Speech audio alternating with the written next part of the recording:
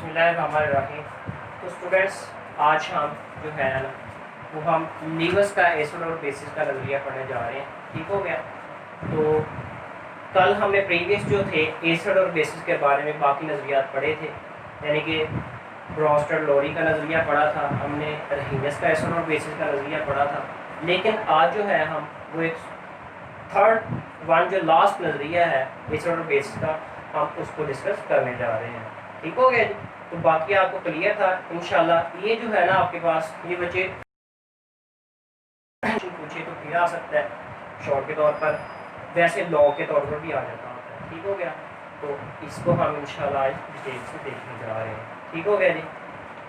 सो बच्चे, GN. Levers जो एक साइंटिस्ट था, उसने जो है वो 1923 में ये कंसेप्ट दिया था एसिड और बेसिस का।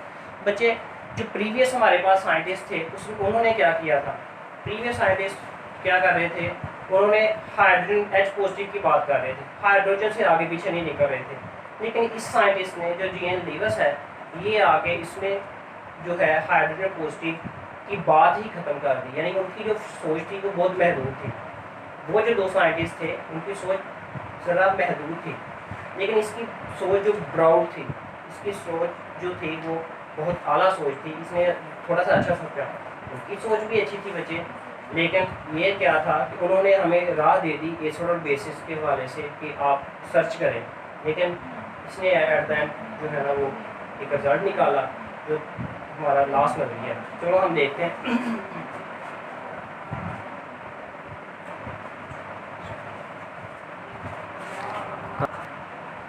अच्छा, नेक्स्ट बच्चे, फिर उसने एसिड और बेसिस को इस लिहाज से क्लैरिफाई किया था कि acid are those substances or those species molecular और आयंस क्या है जो which can accept a proton, जो क्या कर सके पेयर ऑफ इलेक्ट्रॉन। एसिड वो चीज़ें हैं हमारे पास, वो स्पीशीज को हम बोलेंगे एसिड जो कि इलेक्ट्रॉन का पेयर हमारे पास एक्सेप्ट कर सकें, कबूल कर सकें।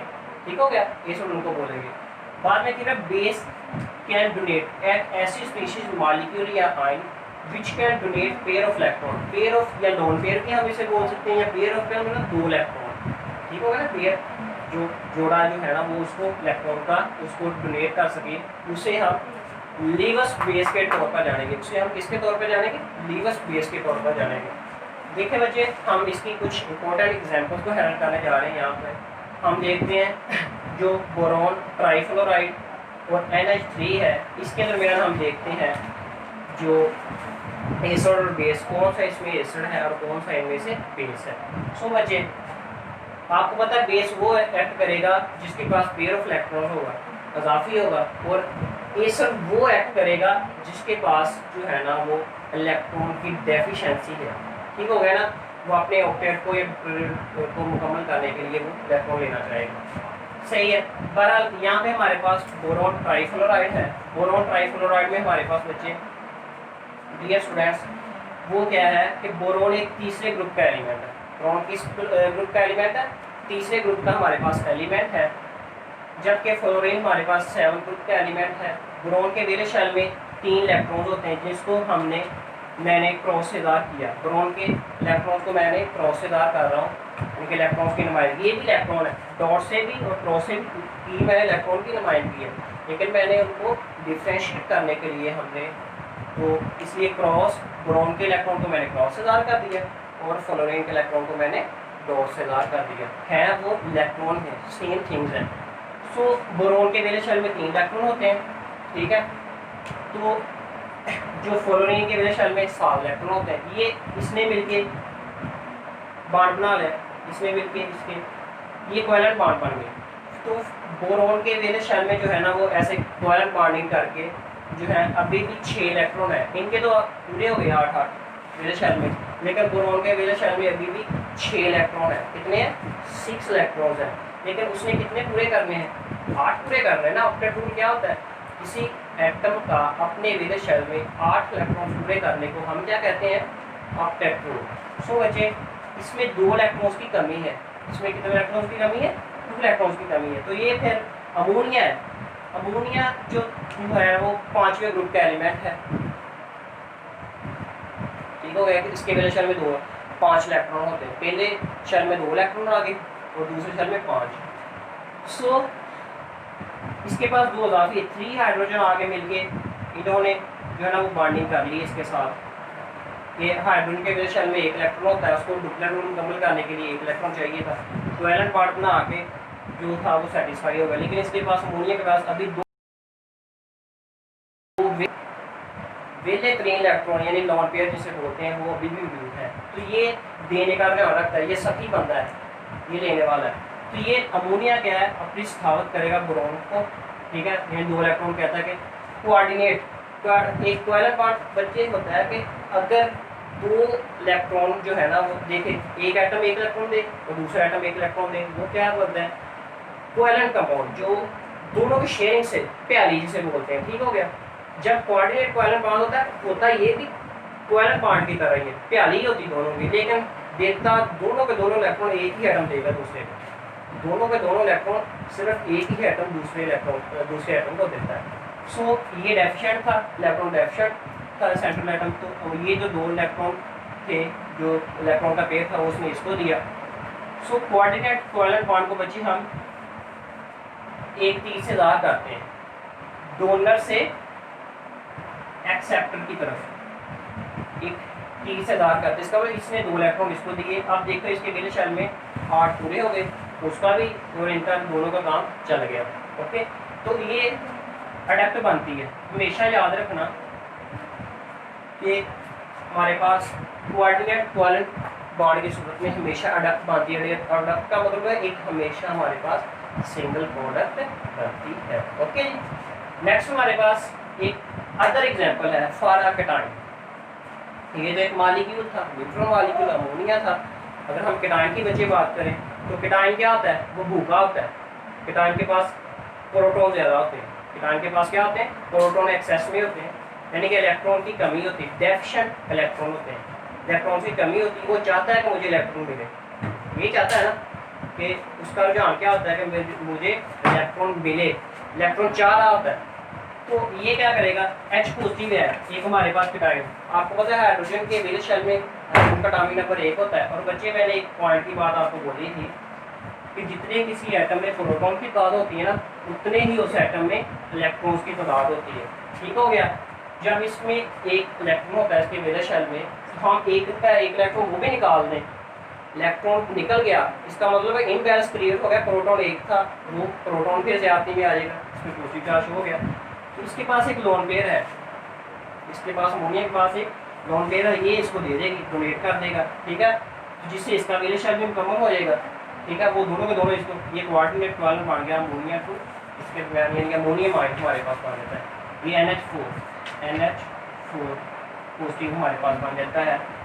ये पॉजिटिव को हम ऐसे बात कर देते हैं ऊपर, ये डक्ट बन गया। सो बच्चे नेक्स्ट बात हमारी होगी कि कौन से कंपाउंड जो है ना, कौन सी species as a Lewis acid के तौर पर देखना, हम कहते हैं कि कौन से बंदे हैं जो पीपल पार्टी की तरफ हो सकते, कौन से बंदे जो इस तरफ ट्रैक क्राइटेरिया है, किन की सोच क्या होगी, किन की सोच क्या होगी, तो फिर वो क्या होगी। तो हम जो है ना वो कंपाउंड जो है ना वो लीवर्स एसिड के तौर पर एक्ट करेंगे जिनमें central metal atom electron deficient हो। मिसाल के तौर पर ये BF3 है, boron trichloride, aluminium trichloride, ferric trichloride जो है ये एज ए लीवर्स एसिड हमारे पास एक्ट कर सकते हैं। इसको मैं आगे बताता हूँ।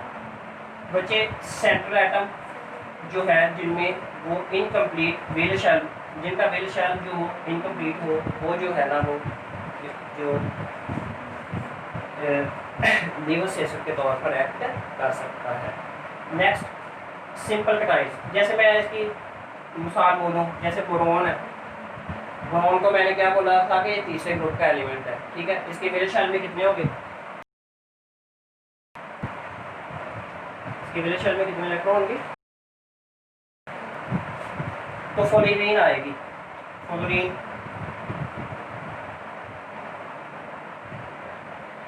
बाकी मैंने आपको बोला था इसके 6 इलेक्ट्रॉन इधर होते हैं, यानी कि इधर भी इलेक्ट्रॉन है। तो इसके साथ मिलके इधर देखो 6 तो एक इसका एक इलेक्ट्रॉन इसका एक इलेक्ट्रॉन इसका एक इसका, इसमें अभी भी 2 इलेक्ट्रॉन की कमी। मैंने बोला था एक एक दो एक दो इलेक्ट्रॉन हो गए, ठीक है। लेकिन 6 हो गया टोटली बोरॉन के पास, कोयलर बांध के प्यारी हो गई इनकी, तो उससे इनके पास 6 इलेक्ट्रॉन बोरॉन के मेरे शेल में आ गए, लेकिन अभी भी 2 इलेक्ट्रॉन्स की कमी है। सो डेफिशिएंट है ना इलेक्ट्रॉन डेफिशिएंट, सेंट्रल एटम जो है वो इलेक्ट्रॉन डेफिशिएंट है। ये क्या चाहेगा कि मेरे पास कोई आए और मुझे 2 इलेक्ट्रॉन दे, तो ये एज ए जो है हमारे पास रिवर्स रेशो के तौर पर एक्ट कर सकता है। नेक्स्ट बच्चे सिंपल कटाइन की बात करें। सिंपल कटाइन आपको पता है कि उनमें से मेरे शेल में से आगे इलेक्ट्रॉन डेफिशिएंट होते हैं, वो इलेक्ट्रॉन चाह रहे होते हैं, इलेक्ट्रॉन की कमी होती है। सो सिंपल कटाइन भी जो हमारे पास है वो भी रिवर्स रेशो के तौर पर एक्ट करते हैं लोगों को। जैसे हमने ये अमोनियम आयन की बनने की, तो वो उसमें एक कटाइन ही था एक्सप्लोसिव, वो भी है, वो इलेक्ट्रॉन डेफिशिएंट होते हैं, इसलिए वो रिवर्स रेशो के तौर पर एक्ट कर सकते हैं। नेक्स्ट हमारे पास बच्चे लीवस बेसिस हैं, ये कौन कौन सी स्पीशीज या कौन कौन सी चीज़ें हैं जो हमारे पास वो लीवस बेस के तौर पर एक्ट कर सकती हैं। उसके लिए हम देखेंगे NH3 ऐसी स्पीशीज जिनके पास कम अज़ कम ऐसे मालिक्यूल या ऐसे कंपाउंड जिनके पास कम अज़ कम एक इलेक्ट्रॉन पेयर हो या एक लोन पेयर हो, कम अज़ कम एक इलेक्ट्रॉन का पेयर हो, उसे हम बोलेंगे कि वो एज ए लीवस बेस के तौर पर काम कर सकती है। मिसाल के तौर पर ये हमारे पास अमोनिया है, इसके पास भी एक लोन पेयर है। हमारे पास अगर वाटर देखें, वाटर के पास 2 लोन पेयर होते हैं, और ऐसे अल्काइल अमाइड जो है ना वो उनके पास भी एक इलेक्ट्रॉन का पेयर मौजूद होता है जो कि वो किसी को दे सकते हैं। तो हमने पढ़ा कि बेस वही चीज़ें होती हैं जो किसी को इलेक्ट्रॉन का पेयर दे सके, तो ये दे सकते हैं, देने की ये तो वेले हैं, इनके पास पड़े हुए इजाफी, तो ये किसी को दे सकते हैं। यानी हैविंग एटलीस्ट 1 इलेक्ट्रॉन पेयर, एक ना जोड़ा या लोन पेयर, तो वो एज ए रिवर्स बेस के तौर पर एक्ट कर सकते हैं। नेक्स्ट बच्चे एनाइंस। आपको पता है एनाइन कैसे बनता है। मिसाल के तौर पर क्लोरीन है, ये न्यूट्रल एटम था इसका, इसमें अगर एक इलेक्ट्रॉन ऐड कर दें तो ये क्लोराइड आयन बन जाएगा। ऐसे ही यानी कि जब एक इलेक्ट्रॉन इजाफा कर देते हैं, इसका मतलब है कि उनके पास इलेक्ट्रॉन जो होते हैं ना वो इजाफी होते हैं, इजाफी में होते हैं। सो इनके पास इलेक्ट्रॉन ज़्यादा है, ये भी इलेक्ट्रॉन देने का रुझान रखते हैं। ऐसी स्पीशीज जो इलेक्ट्रॉन देने का रुझान रखती है उसे हम बोलते हैं लीवस बेस। बच्चे लास्ट में हम देखेंगे समरी, खुलासा। क्या जो हमने तीनों नज़रियात पढ़े हैं उनका क्या खुलासा था, वो किसके बारे में बात कर रहे थे, कौन सी बलाएँ थी, किन किन चीज़ों के बारे में हमें टिप्स देखेंगे। इसके लिहाज से कौन एसिड है कौन बेस है, फिर नॉनस्टिक के लिहाज से कौन एसिड है कौन बेस है, फिर लीवस के लिहाज से इनका हम कंपैरिजन करेंगे। आज हम इनको देखेंगे, खुलासा लिखते हैं, यानी कि सारा मुद्दा था हमारा। तो अरहीनेसिस के मुताबिक एसिड वो स्पीशीज़ हैं जो कि हाइड्रोजन पॉजिटिव देती हैं। जब उनको पानी में डिसॉल्व किया जाता था तो वो हाइड्रोजन पॉजिटिव आयन देती थी, और इसके अलावा बेस वो चीज़ें थी जो कि पानी में डिसॉल्व, पानी उसके लिए एसेंशियल कंडीशन थी कि पानी में डिसॉल्व करने पर OH नेगेटिव प्रोड्यूस करें। जबकि ब्रोस्टेड आया, उसने भी H पॉजिटिव से नहीं हटा, उसने भी H पॉजिटिव की बात की कि उसने कहा कि ऐसी स्पीशीज़ जो पानी में अगर उनके H पॉजिटिव दें वो हमारे पास ब्रोस्टेड जो है ना वो एसिड कहलाएंगे, और जो एक्सेप्ट करें पॉजिटिव उनको हम एज ए बेस के तौर पर जानेंगे। लेकिन इसने इलेक्ट्रॉन के इसने H पॉजिटिव की बात ही छोड़ दी, कहानी ही ख़त्म कर दी। इसने क्या किया, इसने इलेक्ट्रॉन पेयर के हवाले से बातें की जो हम अभी एक्सप्लेन करके हटे। इसने क्या कहा था, इलेक्ट्रॉन पेयर जो है ना वो एक्सेप्ट जो करता है वो लीवस एसिड के तौर पर एक्ट करते हैं, और जो स्पीशीज इलेक्ट्रॉन पेयर देती हैं, डोनेट करती हैं, उसे हम क्या कहते हैं, जो वो हमारे पास लीवस बेस के तौर पर होते हैं। तो ये हमारे पास तमाम नज़रियात थे, ये का खुलासा था। I hope you will understand it better. It's okay.